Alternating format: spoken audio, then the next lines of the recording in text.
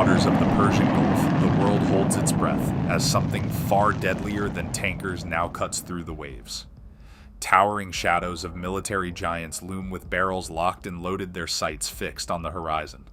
The planet's vital energy lifeline has been brutally severed, and in a shocking pivot, the epicenter of this explosive crisis is slamming straight toward the heart of Europe.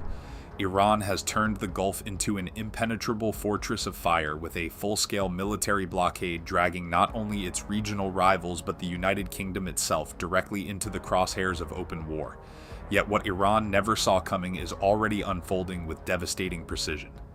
A surprise British counterstrike is rewriting every strategic calculation in real time, transforming the desert skies into blazing infernos of exploding drones and shattered ambitions. Diplomatic whispers have vanished, replaced by the thunder of direct confrontation, and the Iranian regime is now playing its most dangerous cards completely out in the open.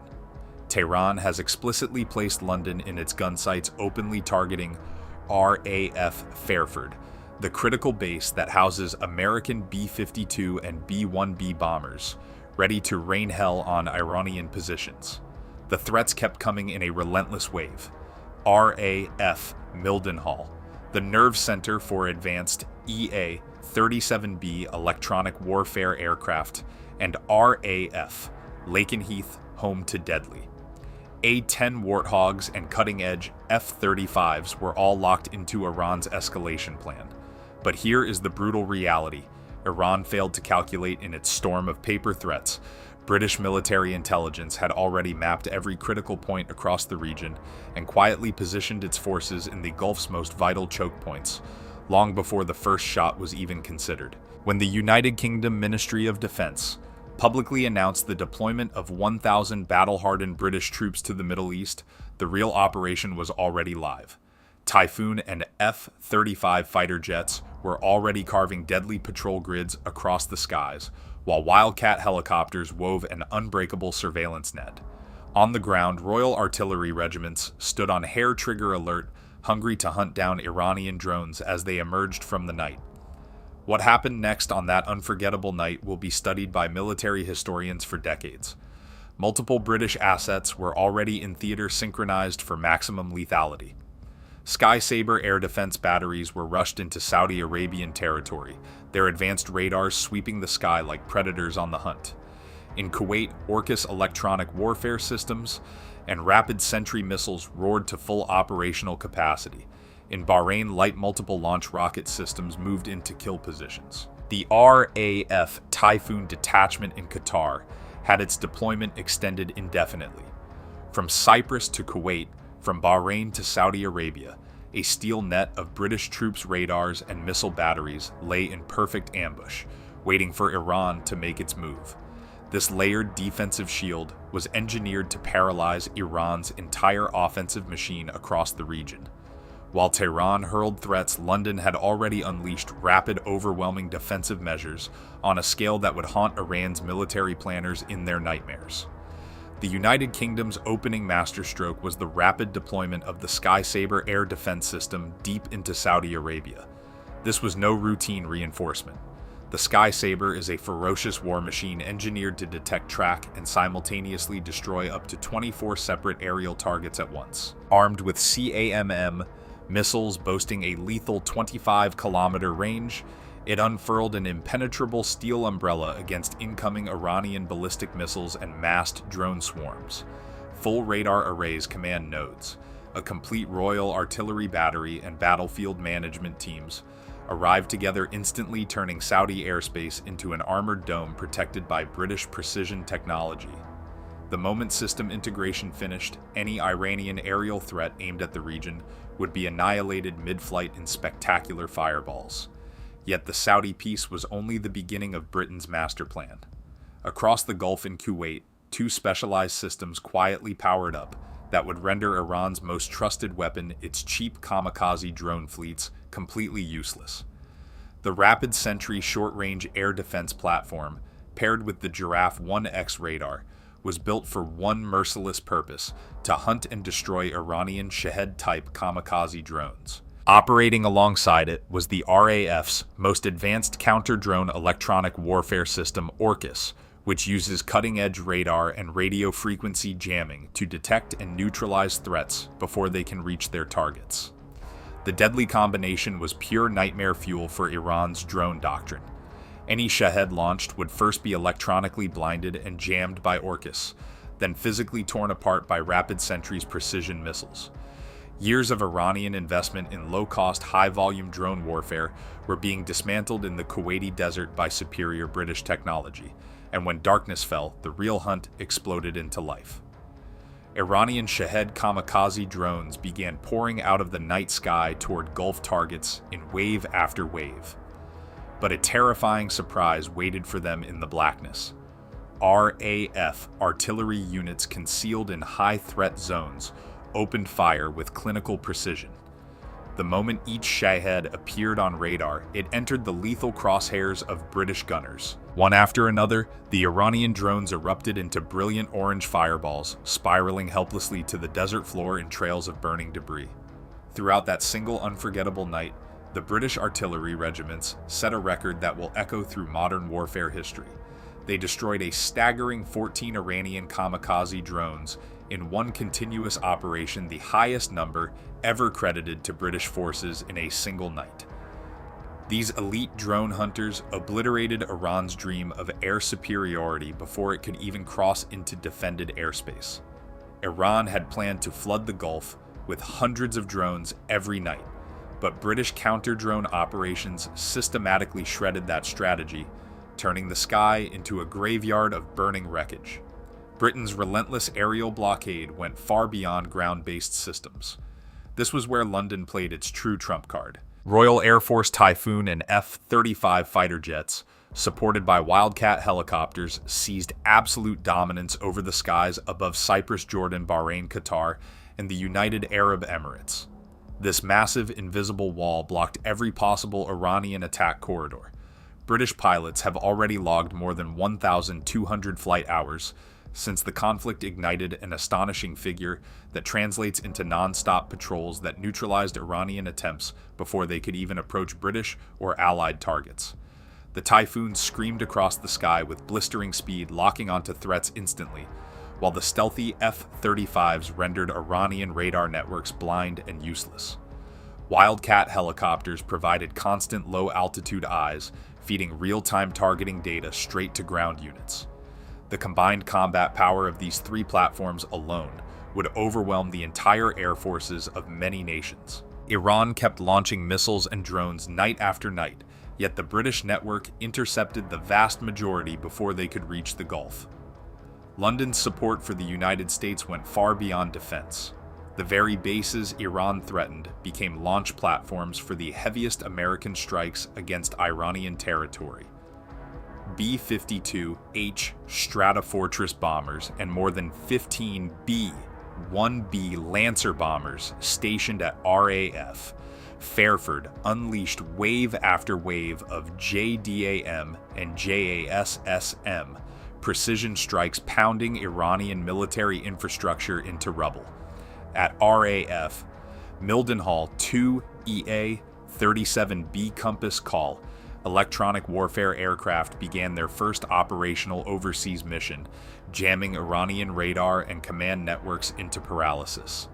Every base Tehran publicly menaced was in reality accelerating Iran's own destruction. The flight distance for American strikes dropped dramatically from 11,000 kilometers to just 4,500, multiplying the intensity and frequency of the bombing campaign.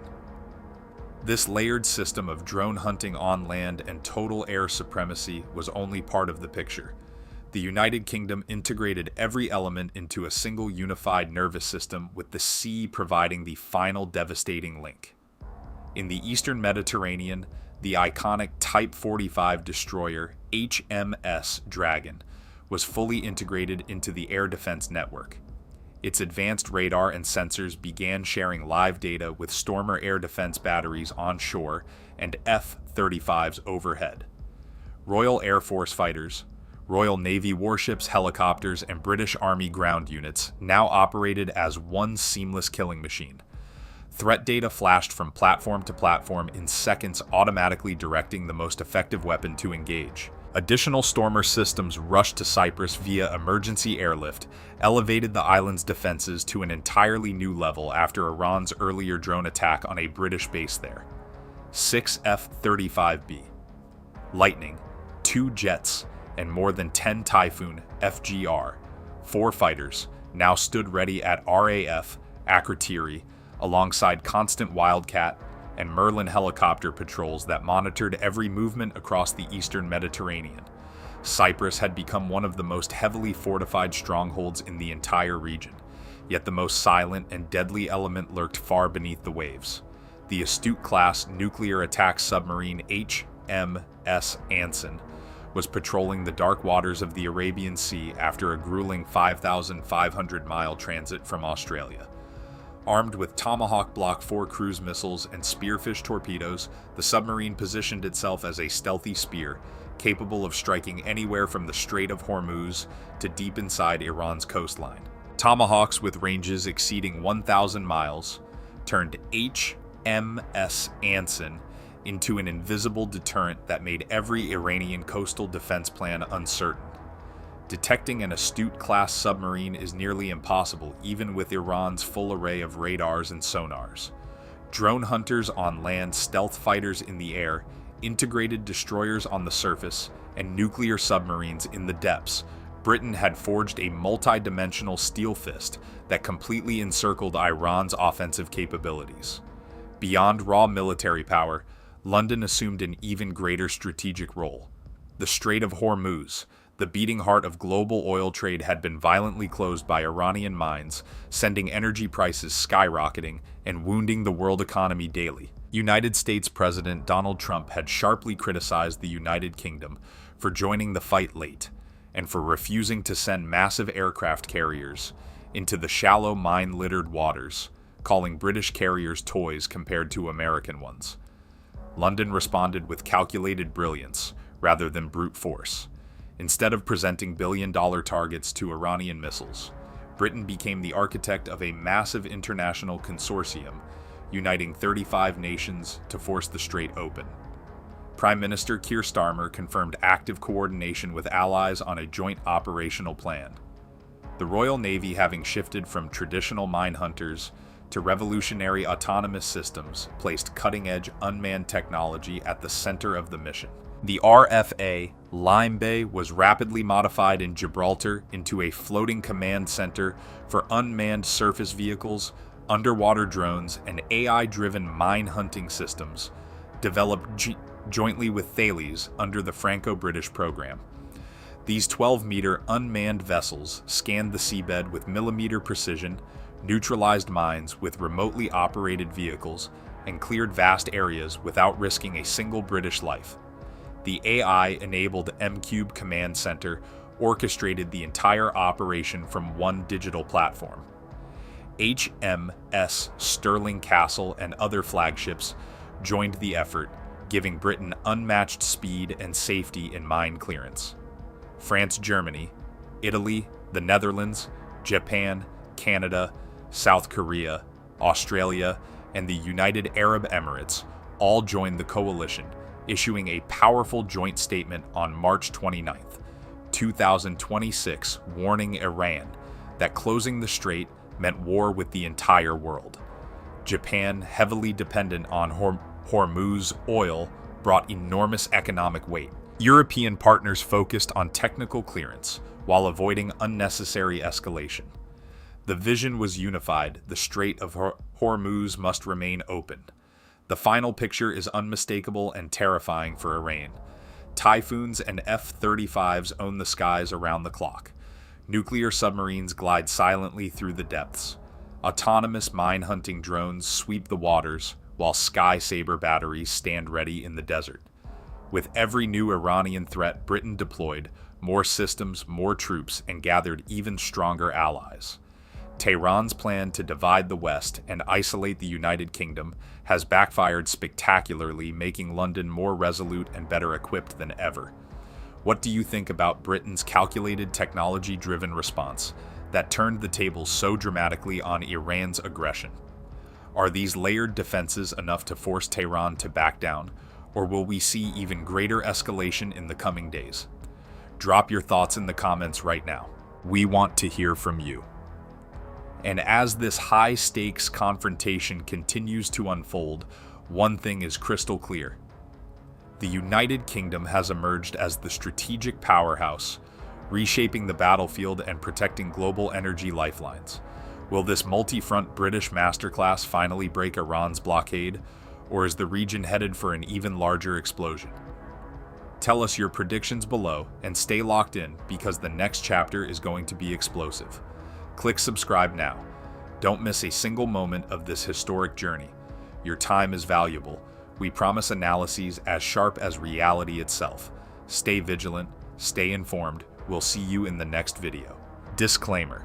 This video contains content generated or supported in whole or in part by artificial intelligence. This material is intended solely for simulation, illustration, and entertainment purposes. It does not represent real-world events, nor does it constitute political or military advice or verified information. Certain elements may be fictional, dramatized, or inaccurate. Viewers should not rely on this video as a credible source of information or as a basis for real-world decision-making.